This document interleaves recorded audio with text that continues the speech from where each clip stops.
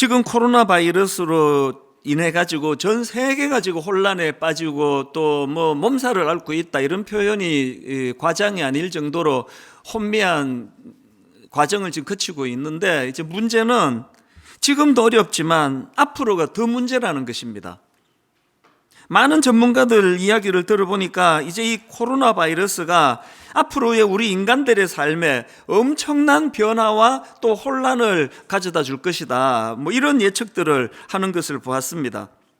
이제 인류는 코로나 바이러스를 중심으로 비포 코로나, 애프터 코로나, 이렇게 이 코로나 바이러스가 그 인류의 시간을 가르는 그런 분기점이 될 것이다, 이런 분석을 하는 정도로 지금 많은 예측들이 오가고 있는 것이 현실입니다. 사실 이 코로나 바이러스 이전에도 인공지능, 이 AI의 출현으로 인해 가지고 우리 모두가 다 불안한 요소들을 다 감지하고 있었습니다. 이제 이 AI의 출현으로 미래의 대량 실직이 예고가 된다, 인간들의 이 위상은 점점 위축이 될 것이다, 뭐 이런 참 어두운 전망들을 많이 내놓고 있는 그 와중에 이 코로나 바이러스가 지금 툭 튀어나온 거 아니겠습니까? 그러다 보니까 모든 사람들 내면에 이 미래에 대한 염려와 두려움, 이런 것들이 다 자리 잡고 있는 게 현실입니다. 우리 목회자들도 예외가 아닙니다. 제가 많은 동료 목회자들을 만나 대화를 해보면 걱정들을 많이 하고 있습니다.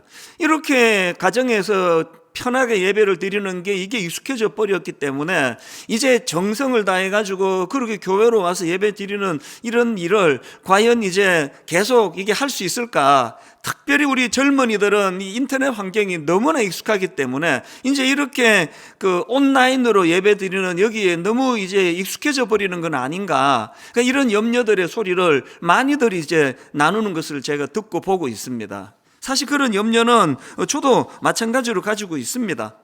그랬는데 제 마음에 이런 염려들을 좀 불식시킨다 그럴까요? 그런 어느 초등학교 교사 이야기를 제가 글로 읽었는데 이게 참 마음에 동의가 되는 것을 제가 경험을 했습니다. 어느 초등학교 동창들이 이제 오랜만에 만난 겁니다. 다 이제 직장 생활을 하고 자기 분야가 있는데 그날 대화 주제가 이런 거였다고 합니다. 인공지능 AI가 과연 우리 일자리를 빼앗을 것인가? 이제 뭐 거기에 각각의 자기 이제 직업을 따라 가지고 보는 관점이 다 다를 수 있는데요. 그런 대화가 한참 오가고 있는데 초등학교 교사인, 현직 교사인 친구가 굉장히 중요한 한마디를 망설임 없이 하더라는 겁니다. 무슨 얘기를 하는가 하니까 이 인공지능 AI가 절대 인간 교사를 대체할 수 없다고 생각한다, 너무나 확신에 찬 이야기를 하는 겁니다. 그 주장이 어떤 내용인가 보니까 이런 겁니다. 설사 이 수업 내용을 온라인 강의로 틀어주더라도 이 아이들을 교실에 앉혀서 수업을 듣게 만드는 역할은 사람 교사 말고는 아무도 할 수 없는 일이다. 이게 참 일리가 있는 이야기 아니겠습니까? 아무리 뭐 인공지능이 대단한 지식을 가르쳐 준다 하더라도 이 만남, 이 대면과 대면에서의 그런 인격적인 성장을 돕는 거는 사람 교사가 아니고는 인공지능이 할 수 없다는 그 이야기거든요. 저는 그 얘기를, 그 글을 보면서 교회의 역할도 마찬가지라는 생각이 들었습니다. 요즘에 언택트라는 이런 용어가 자주 되뇌어지는데요. 한마디로 말해서 이제 인류는 코로나 바이러스가 끝나더라도 비대면, 비접촉, 다시 말해서 이제 사람과 사람이 직접 만나지 않는 것이 트렌드가 될 것이다, 이런 미래에 대한 분석이 이제 이 언택트라는 단어로서 이게 표현이 되는데요. 그야말로 이제 뭐 사람과 사람을 직접 만나지 않아도 요즘에 뭐 전부 다 이제 배달해서, 음식은 뭐 오래전부터 그랬고 이제는 물건, 생필품 전부 이제 배달을 받는 시대다 보니까 이런 비대면, 비접촉이 너무나 익숙한 시대가 올 거라는 건 저도 뭐 예측을 합니다만, 그것 때문에 교회가 어려워진다고 생각하지 않습니다. 오히려 지금부터 교회가 진짜 제대로 된 이 사람과 사람 사이의 따뜻함, 사람과 사람 사이의 대화 속에서 나타나는 치료, 이런 것들을 드러내 보여줄 때라고 생각을 합니다. 그래서 이제 뭐 교회에 이제 사람이 안 오면 어떡하나 이런 걱정을 하기보다는 지금까지의 우리가 관행적으로 익숙한 것들을 교정하고 고쳐야 될 것들이 없는가, 이거를 좀 반성하면서 또 하나님께 회개하는 시간이 필요하다고 생각을 합니다. 지금 저희가 코로나 바이러스 때문에 모여서 예배를 드리지 않은 지가 한 달 반 정도 지났는데요, 뭐 들려지는 이야기들마다 지금 이 만남의 목마름입니다. 어떤 성도님이 이제 우리가 주일날 예배 드리는 송림중고등학교를 지나가게 되셨나 봅니다. 차를 몰고 그 송림중고등학교를 지나가시는데 눈물이 핀 도시더라는 겁니다. 여러분, 그 성도님이 뭐 건물이 그리웠겠습니까? 그 건물을 보니까 그냥 영감이 쏟아져서 마음이 뭉클했겠습니까? 건물이 아니라 그 건물 안에서 이루어졌던 그 만남과 만남의 기쁨, 사람과 사람 사이에 손을 잡아줄 때의 그 감동, 그 교제, 이것들이 생각이 나니까 눈물이 핑 도는 거 아니겠습니까? 그렇기 때문에 저는 그런 생각을 해봅니다. 이제 한 교회를 담임하는 목사로서 제가 이런 부분에서 한 성도 한 성도를 그저 뭐 AI가 설교하듯이, 인공지능이 설교하듯이 아무런 마음에 영감이 없는, 감동이 없는 이런 설교자가 아니라, 인공지능이 절대로 할 수 없는, 거기에 한 영혼을 향한 사랑이 담겨 있고, 이 만남과 만남 속에서 어떻게 쓰든 주님의 사랑으로 그를 보듬어 주고자 하는 이런 영혼이 담겨져 있는 그런 교회 안에서의 만남을 어떻게 해서든지 우리가 추구하고 그것을 이루어내도록 해야 되겠다. 이런 맥락으로 저는 부활주의를 앞둔 지난 한 주 내내 마음에 많은 질문을 가졌습니다. 정말 어렵고 힘든 터널을 지금 나라적으로, 민족적으로 지금 거치고 있는데, 이럴 때 교회가 해야 할 일이 뭘까? 교회가 할 수 있는 사명이 뭘까? 그런 생각을 가지면서 이제 이 성경 두 군데를 제가 집중적으로 묵상을 하는 시간을 가졌습니다. 한 군데는 예수님의 부활 이후의 행적을 담은 여러 성경들을 제가 찾아보고, 그러다가 제가 발견한 게 오늘 본문 사도행전 1장 3절입니다. 그래서 이 사도행전 1장 3절을 그 중심으로 해서 말씀을 묵상을 했고요.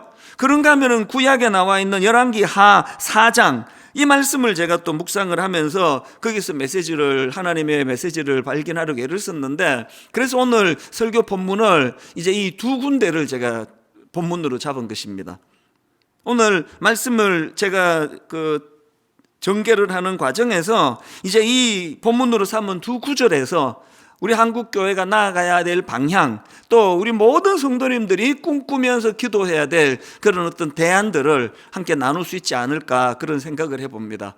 오늘 본문에서 우리가 발견하는 두 가지 대안 중에 첫 번째 대안이 뭐냐 하니까, 이 부활신앙으로 무장하기, 부활신앙의 기쁨과 감격을 회복하기, 이것이 우리가 반드시 회복해야 될 대안이라고 저는 생각을 합니다. 모든 분들이 다 지난 한 주 예수님이 십자가의 그 과정들을 이제 묵상을 하는 시간을 가졌겠습니다만, 저도 지난 한 주 동안에 그 예수님의 그 가상칠언이라고 그러지 않습니까? 그 고통의 십자가에서 주님이 던지셨던 7마디 말씀, 이걸 제가 이제 쭉 묵상을 하는 가운데, 그 중에 제 마음에 유난히 와닿는 한 말씀이 있었습니다. 그게 요한복음 19장 30절에 나옵니다. 예수께서 신포도주를 받으신 후에 이르시되 다 이루었다 하시고 머리를 숙이니 영혼이 떠나가시니라. 이게 얼마나 제게 은혜가 되는지 모릅니다. 다 이루었다. 그리고는 이제 십자가를 지시고 오늘 부활주일에 주님께서 부활하심으로 주님의 이 2000년 전에 이 땅에서의 사역, 역할이 참 아름답게 완성이 되고 이루어지신 것을 볼 수가 있지 않습니까? 근데 제가 지난 주일날 이제 어디에다 초점을 두고 묵상을 했는가 하니까요, 이렇게 예수님께서 십자가에서 다 이루었다 선언하심으로 2000년 전 이 땅에서 주님이 하셔야 했던 그 모든 일들을 남김없이 다 하셨는데, 그렇다면은 이제 십자가 지시고 부활하시고 바로 성천하셔도 되지 않았습니까? 다 이루셨으니까. 왜 성천하지 않으시고 무려 40일간을 이 땅에 더 머무셨을까? 바로 이 질문에 대한 답을 요약적으로 해놓고 있는 게 사도행전 2장 3절이라는 사실입니다. 자, 보시겠습니까? 그가 고난받으신 후에 그 십자가를 이야기하는 거 아닙니까? 그가 고난받으신 후에 또한 그들에게 확실한 많은 증거로 친히 계심을 나타내사 40일 동안 그들에게 보이시며 40일 동안 그들에게 보이시며 하나님 나라의 일을 말씀하시니라. 이게 너무나 지난주 제 마음에 선명한 메시지로 다가왔습니다. 왜 예수님이 당신의 역할이 다 끝나셨음에도 성천하지 않으셨다고요? 40일 동안 그들에게 보이시며 부활하신 주님이 그들에게 나타내 보이심으로 말미암아 예수님의 제자들과 또 그 여인들에게 부활신앙으로 무장할 수 있도록 주님이 도우시기를 원하셨다는 겁니다. 보통 이제 사도행전에서 그 사도를 위시한 수많은 일꾼들이 엄청난 능력의 그런 그 사역들을 펼칠 수 있게 된 거는 사도행전 2장에 나와 있는 예수 그리스도 성령님의 강력한 역사하심, 성령 충만을 경험했기 때문에 성령의 능력으로 무장했기 때문에 그 수많은 사도들과 일꾼들이 능력 있는 사역을 펼칠 수 있게 되었다. 그렇게 분석을 하는데요. 100% 동의를 합니다. 그 옳은 분석. 그런데 제가 이번 주간에 이제 이 흐름적으로 제자들이 경험했던 역사적인 흐름을 보니까요, 사도행전 2장에서 그들이 부활하신 주님을 그 사도행전 2장에서 이제 성령 충만을 경험하기 이전에 1장 3절에서 먼저 경험한 것이 부활하신 예수님의 나타나심을 목도한 거라는 사실입니다. 신학적으로야 이 둘을 구분할 수 없습니다만 그냥 그들이 경험한 그 역사적인 서술로 보니까 이게 참 또 다른 의미를 가져다 주는 것을 제가 느꼈습니다. 여러분, 오늘 우리 모든 그리스도인들이 성령 충만함으로 이 시대와 민족을 섬기는 일을 행하기를 원하신다면 사도들이 경험했던 부활하신 예수님 40일 동안 그들에게 나타내 보이시는 이 은혜, 그것을 경험한 이 부활하신 주님을 만나는 마음의 감동, 이 감동이 회복되기를 바랍니다. 이 부활하신 주님을 경험한 그 감동으로 평생을 외길 인생, 참 시대와 민족을 섬기는 사역을 했던 대표적인 인물이 사도 바울 아닙니까?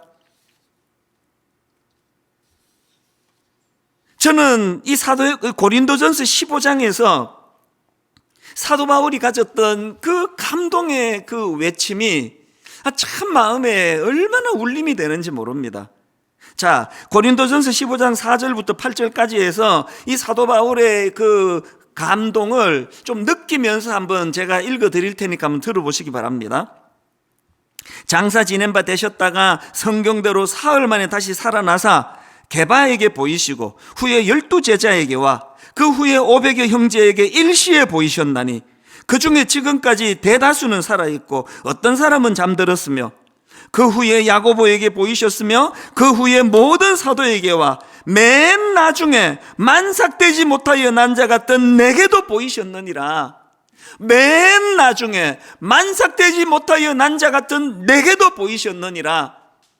여러분, 예수 그리스도께서 다 이루었다, 십자가상에서 이 땅에서의 모든 사역과 역할을 다 감당하셨지만 성천하지 아니하시고 40일 동안 그들에게 보이시며의 이 주님의 사랑의 정신이 주님의 제자들인 사도들에게 영향을 미치셨고, 이제 시간이 흘러 주님의 제자도 아니고 오히려 주님을 핍박하던 사도 바울에게도 이것이 은혜와 능력으로 나타나셨고, 2000년이 지난 저에게 이 시대의 제 삶 속에서 너무나 어려운 바닥을 헤매고 있을 때 주님의 나타내 보이시는 그 은혜 때문에 제 인생도 바뀌게 된 이 수많은 역사들이 흘러가고 있는 거 아닙니까? 그렇기 때문에 우리가 부활주일날 함께 모여 예배드리지 못하고 계란을 나누지 못하는 아쉬움, 이런 거 참 아쉽지만요, 그런 것들을 뛰어넘어 오늘 예배드리는 현장, 오늘 예배를 함께 드리는 가정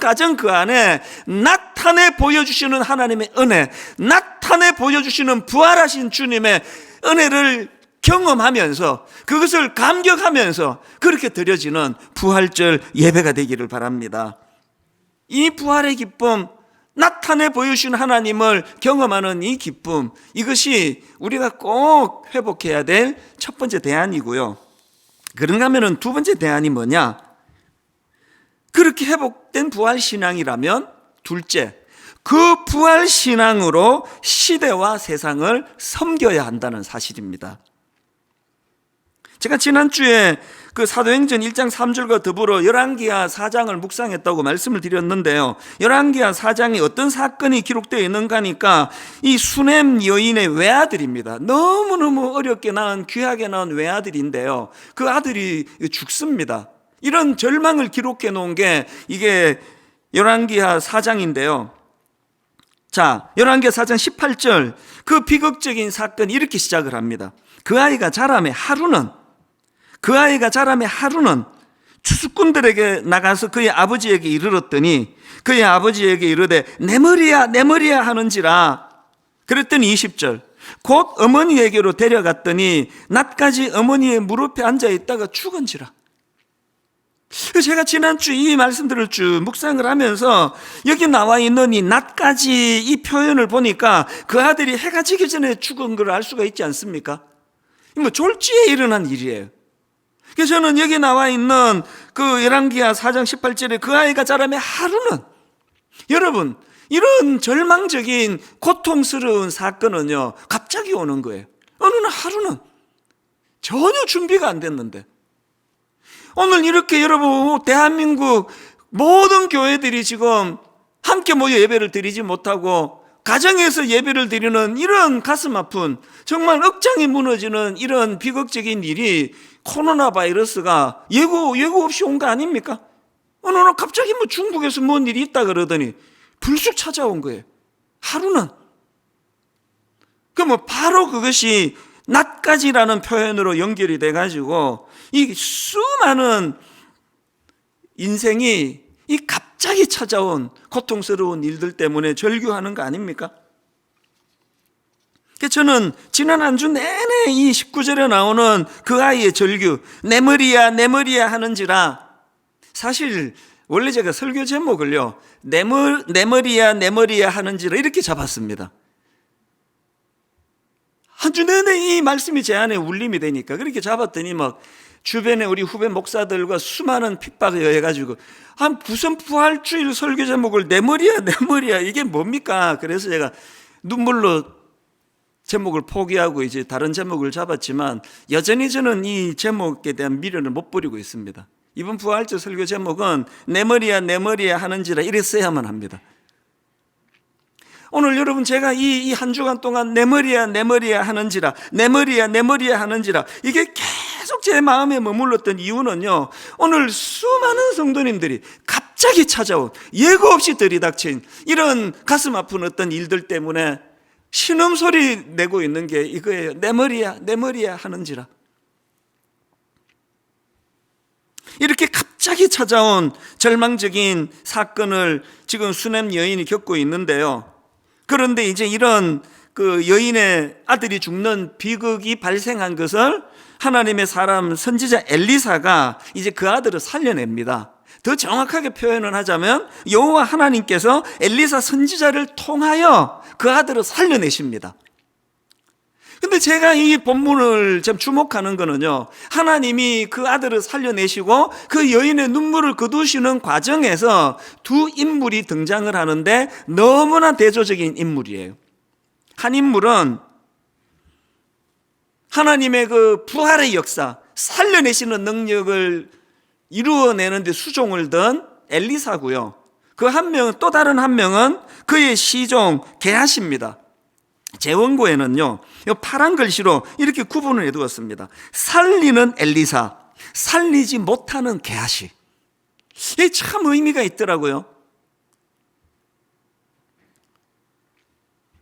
그 한 주간 제가 묵상을 하면서 이 무능력한 게하시와 하나님의 역사를 참 수종들며 보필했던 능력의 엘리사 선지자를 비교해 보니까 거기에 참 많은 메시지가 있는 걸 발견했습니다. 몇 가지로 제가 한번 비교를 해보려고 하는데요, 첫 번째로 엘리사와 게하시를 이렇게 규정지어 비교할 수가 있습니다. 냉정한 게하시, 따뜻한 엘리사. 냉정한 게하시 대 따뜻한 엘리사. 자, 열왕기하 4장 27절을 보십시오. 산에 이르러 하나님의 사람에게 나아가서 그 발을 아는지라 게하시가 가까이 와서 그를 물리치고자 하며, 이게 지금 어떤 배경을 둔 말씀인가 하면은요, 상상을 해보세요. 이게 그냥 느닷없이 들이닥친 비극적인 불행으로 말미암아 아들이 죽어버렸습니다. 뭐 자식 키우는 부모 뭐 다 그 심정을 공감할 수 있는 거 아닙니까? 뭐 이 수넴 여인이 지금 뭐 이게 뭐 앞이 보이지 않은 거예요. 뭐 정신이 없는 겁니다. 그래서 이제 막 그 하나님의 사람 엘리사가 있다, 그에게 가서 막 그냥 그 발을 아는지라 이 표현 안에 그 여인의 뭐 혼면이 다 담겨 있는 거 아닙니까? 그랬더니 이 냉정한 게하시 한마디로 물리쳐 버립니다. 게하시가 가까이 와서 그를 물리치고자 하며, 이런 냉정한 게하시에 비해 가지고 참 엘리사의 그 따뜻함을 느낄 수 있는 말씀이 27절 세 번 요구를 한번 보십시오. 게하시가 그 여인을 떼어 놓으려고 다가갔으나 하나님의 사람이 말리면서 말하였다. 그대로 두어라, 그대로 두어라. 여인의 마음속에 무엇인가 쓰라린 괴로움이 있는 것 같구나. 이 엘리사의 따뜻함이, 저는 이제 목회자니까요, 저에게도 절박하게 SOS 문을 두드리며 기도를 부탁하는 경우들이 뭐 하루에도 몇 건씩 있을 때가 있으니까요. 저는 어떤 부류의 목사인가? 냉정하게 그를 물리쳐라, 물리치기를 원한다, 그런 게하시와 같은 목회자가 아니라 자기가 비록 그를 살려낼 능력을 갖고 있는 존재는 아니지만 내버려 두어라, 그대로 두어라. 그 부인의 마음속에 무언가 쓰라린 괴로움이 있는 것 같구나. 오늘 교회가, 목회자가, 교회의 수많은 지도자들이 취해야 될 모습이 어떤 모습인가를 깊이 돌아보는 메시지라고 저는 생각을 합니다. 그런가 하면은 게하시와 엘리사를 구분 짓는 두 번째 구분 지을 수 있는 잣대가 있는데요, 무성의한 게하시, 거기에 반해 정성을 다하는 엘리사입니다. 이게 죽은 아들을 살리는 과정에서 선명하게 드러나는 모양인데요. 자, 열왕기하 4장 31절입니다. 게하시가 그들보다 앞서가서 지팡이를 그 아이의 얼굴에 놓았으나 소리도 없고 듣지도 아니하는지라 돌아와서 엘리사를 맞아 그에게 말하여 아이가 깨지 아니하였나이다 하니라. 자기 종이 그 막대기 들고 가서 이렇게 한번 해봐라고 했으니 그냥 뭐 성의가 없습니다. 막대기 툭 던져보고 뭐 안 깨어나는데요, 아무 일도 없는데요. 이게 무성의한 게하시의 모습이에요. 여기에 반해가지고 온 정성을 다 기울이는 엘리사를 바로 그 다음 구절에서 볼 수 있습니다. 32절을 보십시오. 엘리사가 집에 들어가 보니 아이가 죽었는데 자기의 침상에 눕혔는지라 들어가서는 문을 닫으니 두 사람뿐이라. 엘리사가 여호와께 기도하고 아이 위에 올라 엎드려 자기 입을 그의 입에, 자기 눈을 그의 눈에, 자기 손을 그의 손에 대고 그의 몸에 엎드리니 아이의 살이 차차 따뜻하더라. 여러분, 맨 처음에 우리가 하던 기도를 드립니다. 입술을 벌려 하나님 앞에 기도합니다. 능력 많으신 여호와 하나님 불쌍히 여겨달라고 그렇게 기도를 하는데 이 간절함이, 엘리사의 간절함이 막 온 몸으로 나타나는 거 아닙니까? 막 어찌할 바를 모르는 그 한 아들을 잃고 고통하는 그 어머니를 생각하면서 절실한 마음으로 절박하게 온 몸으로 기도하고 있는 엘리사를 볼 수 있는데, 저는 특히 그 다음 35절에 엘리사가 너무 감동이 됩니다. 35절입니다. 엘리사가 내려서 집 안에서 한번 이리저리 다니고 그 다음에 다시 아이 위에 올라 엎드리니, 이미 아이의 살이 따뜻해지고 있었지만 엘리사는 완전히 회복이 될 때까지 다시 기도하는 거예요. 다시 온 마음이 실려 있는 걸 느낄 수 있는 거 아닙니까? 지금 코로나 바이러스로 경제적으로 어려움 겪는 분도 너무 많으시고, 또 감염이 돼서 제가 아는 후배도 지금 어머니가 지금 양성 반응이 났다고 기도 부탁을 해왔는데 계속 제 마음에 머물러 있습니다. 너무너무 지금 어려움을 겪는 분들이 많은데요, 지난주에 유명한 신학자 NT 라이트가 그 시사주간지 타임에 이제 이 코로나 바이러스 관련해서 글을 기고했다는데 그 한 대목이 참 저를 감동시켰습니다. 이런 내용입니다. 우리에게 필요한 것은 애통이라는 성경의 전통을 회복하는 일이다.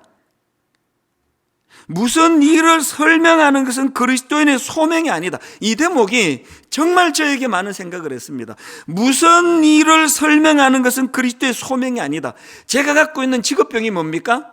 늘 설교하고 성경 공부 인도하고 무슨 일을 설명하는 데 익숙하다가 보니 차라리 이렇게 영혼이 담겨져 있지 않은 설교는 인공지능 AI가 훨씬 더 잘 설명할 수 있는 거 아닙니까? NT 라이트가 강조하는 게 뭡니까? 우리에게 필요한 거는 애통, 함께 슬퍼하는 거, 그 눈물을 공감해 주는 거, 애통이라는 성경의 전통을 회복하는 거라는 겁니다. 무슨 일을 설명하는 것은 그리스도인의 소명이 아니다. 대신 애통해야 하는 것이다. 자가격리 중이더라도 성령이 우리 안에서 애통해야 할 때 우리는 하나님의 사랑이 깃드는 작은 성전이 된다. 여러분, 엘리사에게서 우리가 배워야 되는 너무나 중요한 소중한 정신이 뭡니까? 이 아들을 죽이고 살리고 하는 건 내가 할 수 있는 일이 아니지만 그 여인의 눈물을 공감하는 능력, 그 여인의 애통함을 내 애통으로 수용할 수 있는 능력. 지난주에도 보고를 드렸습니다만 미자립교회 월세 대납 운동이 지난 금요일로 끝이 났거든요. 총 누적 헌금액이 32억 8천여만 원이라고 하는, 그리고 은행 계좌 이체 건수가 무려 17,700건이라고 하는 기적적인 열매로 미자립교회, 그리고 또 코로나 바이러스로 신음하는 분들을 섬기는 사역이 정리가 됐습니다. 제가 누차 강조하지만요, 이거는 분당 우리 교회가 자랑하면 안 되는 사건이에요. 왜냐하니까 너무나 많은 교회들이, 너무나 많은 성도님들이, 심지어 해외에 있는 성도님들이 함께 동참해서 이루었고 우리는 그냥 장만 제공했을 뿐입니다. 그리고 이런 사역을 분당 우리 교회만 하는 것처럼 떠벌려서 안 됩니다. 지금 너무나 많은 교회들이 이 정신으로 일을 하고 있는 걸 제가 알고 있거든요.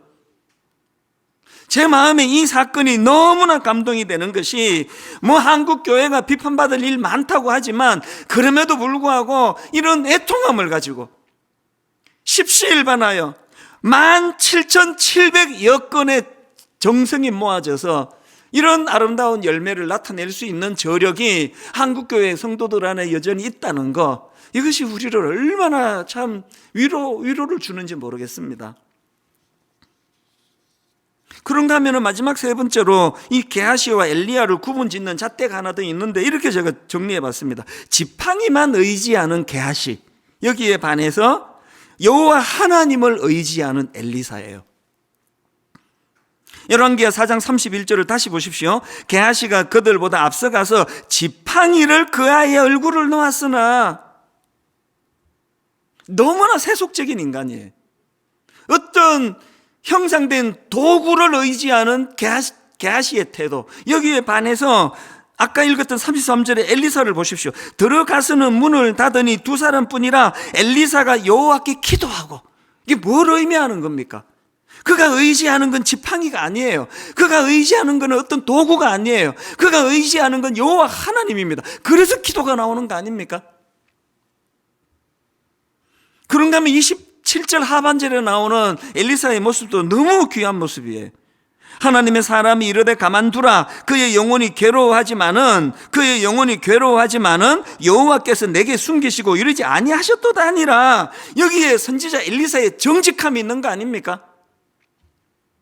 자기는 전지전능한 사람이 아니라는 거예요. 모든 걸 다 꿰뚫는 사람이 아니라는 거예요. 하나님이 알려주시는 것만 아는 존재라는 거예요. 내가 목사기 때문에 너무 잘 알아요.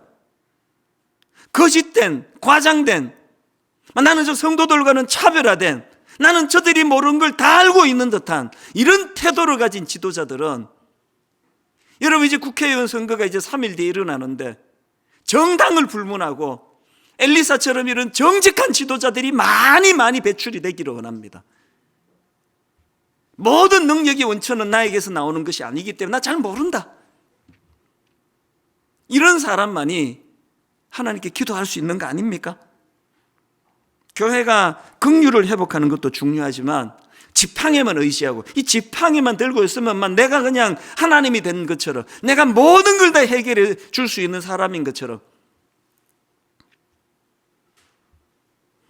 교회가 긍휼을 회복하는 것도 중요하지만 하나님을 하나님으로 인식하고 알아보는 이 영성이 회복돼야 될 줄로 믿습니다. 지난주에 저는 이렇게 엘리사라는 인물과 게하시라는 인물을 가지고 쭉 정리를 하면서 하나님 정말 이 교회가 게하시와 같은 냉정하고 무성의하고 그렇게 지팡이만 의지하는 세속적인 태도를 가진 사람들이 모인 공동체가 아니라 엘리사처럼 따뜻하고 정성을 다하고 하나님이 살려주실지 안 살려주실지 나는 알지 못하지만 나는 온 정성을 다하여 애통함으로 그렇게 나는 섬기기를 원한다. 교회가 이런 엘리사의 정신을 회복할 때 참 어려움을 당하는 우리 이 대한민국을 살려내는 도구가 될 줄로 믿습니다. 이런 점에서 저는 우리 성도님들께 지금 우리가 추진하고 있는 1만 수도 파송 운동과 가평 우리 마을을 위하여 이제 본격적으로 기도해야 될 때가 왔다는 것을 좀 알리고 싶습니다. 여러분, 1만 수도 파송 운동이요, 단순히 이제 우리 교회 출석 숫자를 5,000명 이하로 줄이는 게 목표다, 그렇게 생각하시면 큰일 납니다. 숫자 줄이는 게 문제가 아니라 이제 세워지게 될 이 30개 교회가 정말 이 엘리사 선지자의 정신을 가지고 시대를 섬길 수 있는 교회가 되게 해달라고 기도하셔야 됩니다. 그래서 이제 제가 가장 중요하게 생각하는 건 이 30교회의 청빙받아 교회를 섬기게 될 담임 목사님을 제대로 세우는 거예요. 우리 교육자들 중에서 15명을 이제 세우게 되고 외부에서 15명의 신실한 목사님들을 지금 우리가 청빙을 해야 되는데요. 다음 주일날에 제가 좀 구체적으로 이제 이 방안을 좀 기도 제목으로 나눌 계획을 갖고 있습니다. 기도하셔야 됩니다. 좋은 엘리사 선지자의 정신을 가진 지도자가 30개 교회를 담임하게 해 주시기를 원합니다. 그런가 하면은 또 한 가지 기도해 주셔야 됩니다. 가평 우리 마을, 연로하신 한 할머니 권사님의 눈물이 배어있고 땀이 배어있고 그 수고한 결정체의 그 엄청난 참 그 귀한 물질을, 재산을 약자를 위해서 쓰달라고 하는 그 마음으로 출발한 게 가평 우리 마을이고요. 그런가 하면은 가평에 2만 평의 땅, 이거 우리 자식한테 물려주면 그 아이 망친다, 그렇게 의미 있게 써달라고 어떤 또 젊은 부부께서 기증해 주신 그곳으로 시작한 게 가평 우리 마을인데요. 내년 가을쯤에는 이제 오픈이 될 걸로 예측을 하는데 지금부터 기도하셔야 됩니다. 여러분, 가평 우리 마을에 거기에 정말 생명을 살리는 하나님의 도구가 되는 그런 공간이 되게 해달라고 기도하셔야 됩니다. 거기에 육안으로 보기에 그 숙박시설이 있고, 거기에 육안으로 보기에 또 무슨 커피숍이 있고, 육안으로 보기에 뭐 오솔길이 있고 잔디가 심어져 있고, 이런 것들로서는 차별화가 되지 않습니다.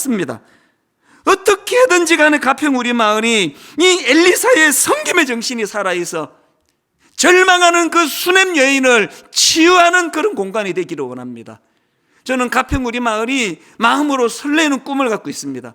우리 장애인 청년과 비장애인 청년들이 지식이 많이 없고 경험이 많이 없고 세상 많이 못 살아본 젊은이들이지만 그들이 장애인과 비장애인이 손을 맞잡고 그 동산을 꾸려나가는 그 공간을 저는 너무나 상상하며 꿈을 꾸고 있습니다. 그런가 하면은 기성세대, 다음 세대 할 것 없이 그곳은 정말 치유의 동산이 되기를 원합니다.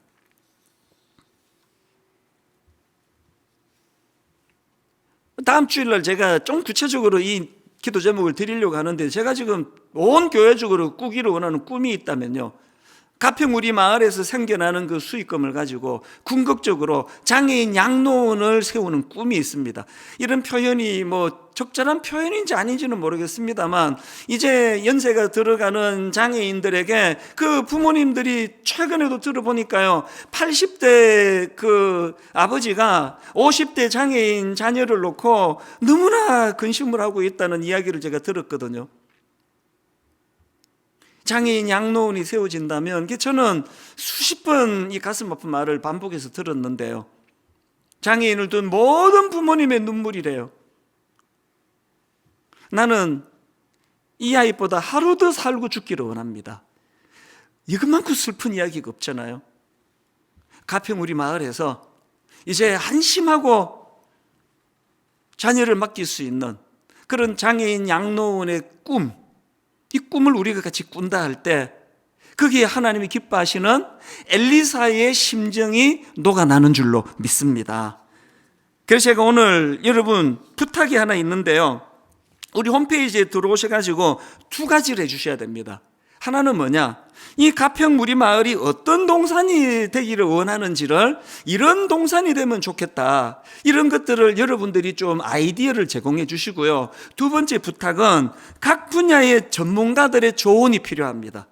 여기 숙박시설은 어떻게 운영하는 게 영감이 묻어나고, 여기에 그 커피숍은 세상의 화려한 커피숍과는 차별화된 치유가 일어날 수 있는 그런 커피숍이 될 수 있는지, 이걸 어떻게 운영을 해야 되는지, 장애인은 어떤 일을 하고 비장애인은 무슨 일에 또 종사를 하고, 그 오솔길 하나하나에 그냥 향기 나는 나무가 심어져서 좋은 것이 아니라 그 동산 하나에 창조 지수로 느낄 수 있는 이런 것들을 만들기 위해 전문가들의 도움이 필요합니다. 어제 오전에도요, 이 일을 위하여 참 마음을 써주시는 전문가 카피라이트 두 분을 만나 대화를 하면서 그 전문성에 너무 감사했고 그 정성에 너무 감사했습니다. 여러분 이거 아십니까? 가평 우리 마을을 지금 설계해 주신 교수님이, 건국대 교수님이요, 은퇴하셨지만 뿌띠 프랑스라고 하는 너무나 명소, 이걸 설계해 주신 분이세요. 그 교수님이 고맙게도 지난 몇 년 동안에 재능 기부, 이 의미를 크게 보셔가지고 지금도 일주일에 한 번씩 공사 현장에 가셔서 그렇게 섬기고 계시는 분이에요. 너무나 이 전문가에게 아무런 그 사례비를 드리지 못하는 게 인간적으로는 너무너무 죄송하지만, 이런 전문가들의 땀이, 수고가 이제 하나님께서 기뻐하시는 치유가 일어나는, 세상과는 너무나 차별화된 그런 동산으로 만드는 밑거름이 되지 않을까, 그런 생각을 하게 됩니다. 오늘 드려질 부활주일 헌금, 이제 전액을 가평 우리 마을을 위하여 이제 사용하기로 그렇게 저희가 결의를 했습니다. 결론을 맺습니다. 앞에서 말씀드렸지만 그동안 한 달 가까이 진행되어 오던 코로나 바이러스와 미자리 교회 월세 대납 운동을 은혜롭게 잘 마무리가 됐는데요, 제가 어제 최종 보고를 들어보니까 이 신청서를 제출해 주신 미자리 교회가 무려 5천여 교회예요. 교단을 불문하고 제비뽑기로 지원교회를 선정을 했는데요, 약 이리저리 다 합쳐서 900여 교회를 섬길 수 있게 된 거 너무나 감사하게 생각합니다. 그런데 여러분, 조금 결산은 하는 어제 저녁 무렵이에요. 이 일을 담당하던 교역자가 짧은 메일을 한 통 보내왔는데 마음이 먹먹해지는 것을 경험했습니다. 그 짧은 메일을 소개해드리고 오늘 말씀을 마치기를 원합니다. 내용이 이렇습니다. 점심 식사 후 서류 추첨된 몇몇 교회에 전화를 하던 중 한 교회는 목사님이 전화를 받지 않고 사모님이 받으시길래 사정을 물어보았습니다.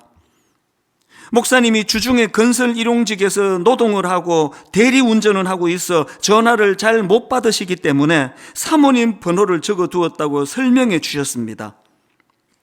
다시 남편 목사님 전화번호를 물어 목사님께 전화를 드렸더니 지원금 이야기는 꺼내지도 않았는데 그 목사님 전화를 잡고 한참을 통곡하고 우셔서 관로하고 옆에 있는 사람들에게 다 들릴 정도로 우셨습니다.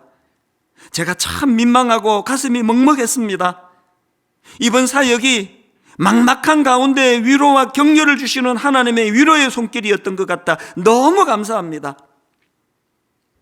제가 오늘 이 설교 제목을 절망과 회복의 갈림길이라고 정했는데요, 오늘도 주님을 향한 그 사랑의 믿음을 가지고 대리운전하시고 건설 일용직으로 노동을 하면서까지 영혼을 섬기시는 이 귀한 분들에게 부활의 기쁨을 같이 나누고 그들 손을 잡아드리고, 그런가 하면은 이런 교회들이 모여서 어려운 한국 교회에, 한국 사회에 대안을 제시하는 그런 교회의 꿈을, 저와 여러분 예배 드리시는 모든 분들이 꿈을 가지고 부활 예배를 드리게 되기를 주님 이름으로 축원합니다. 오늘 저는 가장 아름다운 말씀의 결론을 맺기를 원하는데요, 우리 팀에서 너무너무 좋은 영상을 하나 만들었습니다. 비록 모여드리지 못하고 다 때부터 드려지는 예배지만 그 예배의 찬양과 기도와 정성이 모여져 얼마나 아름다운 하모니를 이룰 수 있는지에 대한 메시지를 담고 있는데, 저는 어제 다 완성된 이 내용을 다시 보면서 또 마음이 먹먹해지고 눈가에 이슬이 맺히는 걸 경험했습니다. 이제 함께 이 아름다운 영상을 보시는 것으로 이제 말씀을 마무리하도록 하겠습니다. 같이 보시도록 하겠습니다. 네. 와, 꽉 찼다. 네. 전사님. 화면을 전사님 가로로. 눕혀서. 네네, 화면을. 네, 전사님. 화면을 눕혀서 핸드폰을 선생님 이렇게 바로- 돌리셔요. 바로 네, 거기 옆으로. 옆으로? 앞으로 이렇게. 네네. 됐어요. 네, 됐습니다. 예, 이제 다시 시작하겠습니다. 예수님 부활하셨습니다. 진실로. 진실로 부활하셨습니다. 예수님이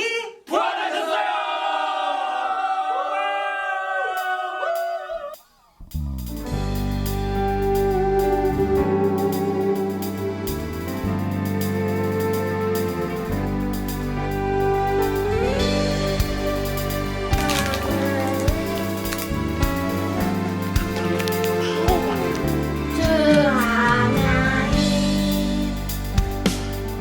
독생자 예수 나를 위하여 오시었네. 내 모든 죄 다 사하시고 주에서 부활하신 나의 구세주 그 언젠가 주의 때까지 주를 위해 싸우리라. 승리의 길 멀고 험해도 주님께서 나의 앞길 지켜주시리. 살아계신 주 나의 참된 소망 어정 빛이 전혀 없네. 사랑을 주네 갈 길 인도하니 내 모든 삶의 기쁨 늘 충만하네. 사랑의 나의 참된 소망 오직 없는 길 전혀 없네. 사랑을 주네 갈 길 인도하니 내 모든 삶의 기쁨 늘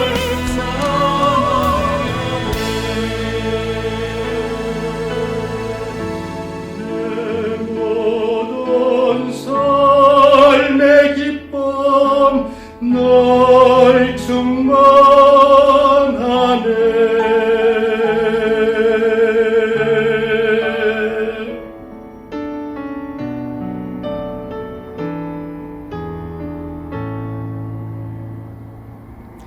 저는 저 찬양 영상 가정에서 또 직장에서 병원에서 또 아까 보니까 어떤 편의점에서 어떤 군인이 각자가 모아져서 이 찬양의 하모니가 이루어지는 저 영상을 보면서 정말 마음이 먹먹한 감동을 느꼈습니다.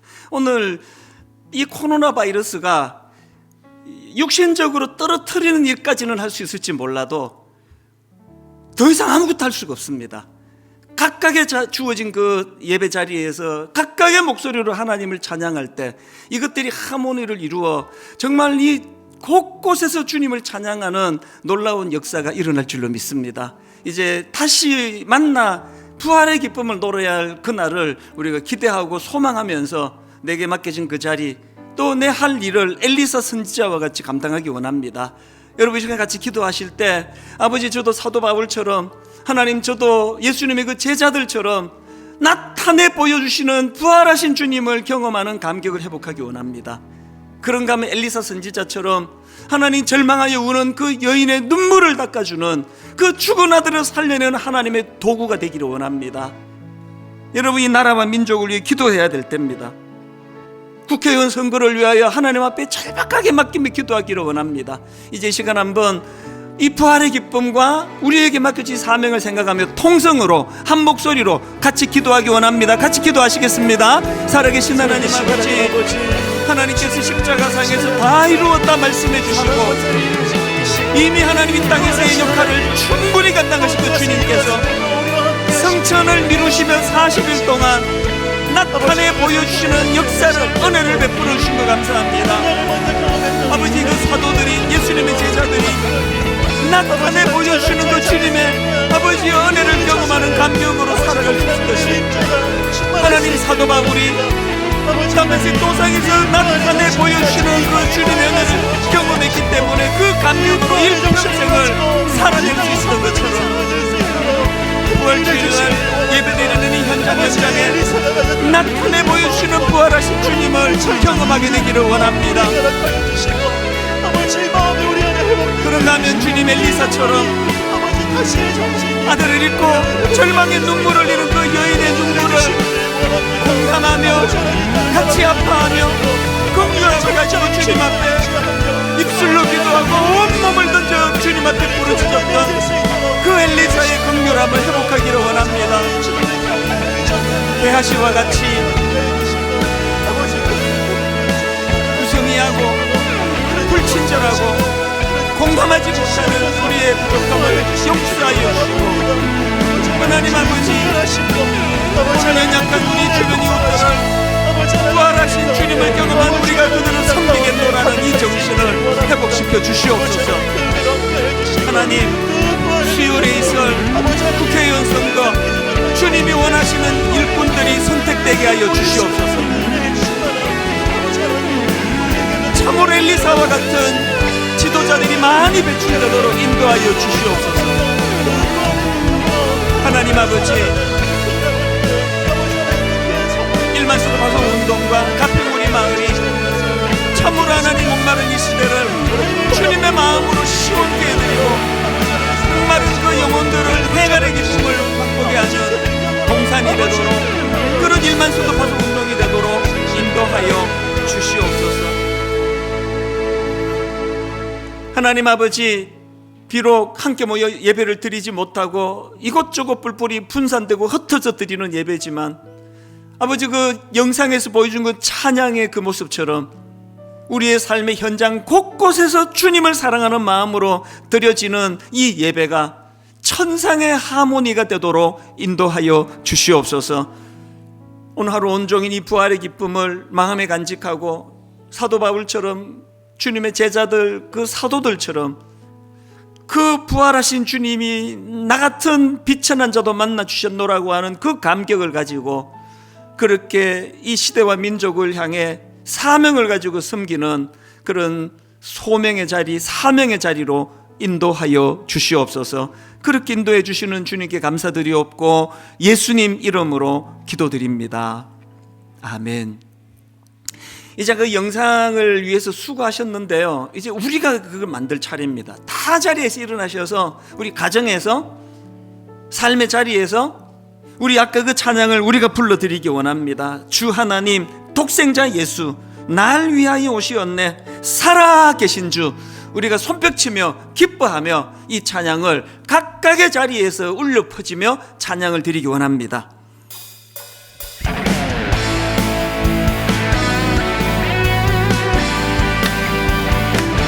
주 하나님 독생자 예수 독생자 예수 날 위하여 오시었네.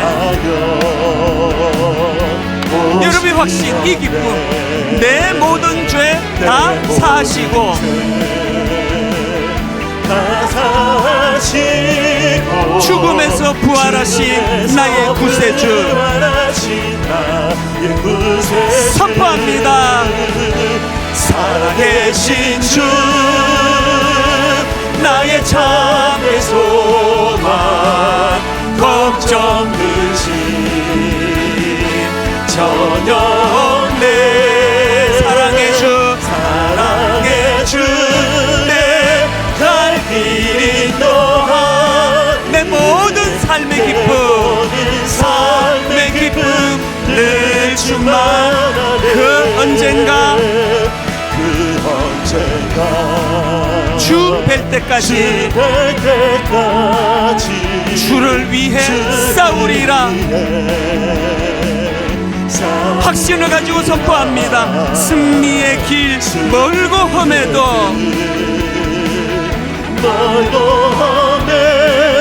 주님께서 나의 앞길 지켜주시리. 지켜주신 살아계신 주 살아계신 주 나의 참의 소망 걱정 근심 전혀 없네. 사랑의 주 내 갈 길 인도한 내 모든 삶의 기쁨 삶의 기쁨 늘 충만하네. 살아계신 주 살아계신 주 나의 참된 소망 나의 참된 소망 걱정 근심 전혀 없네.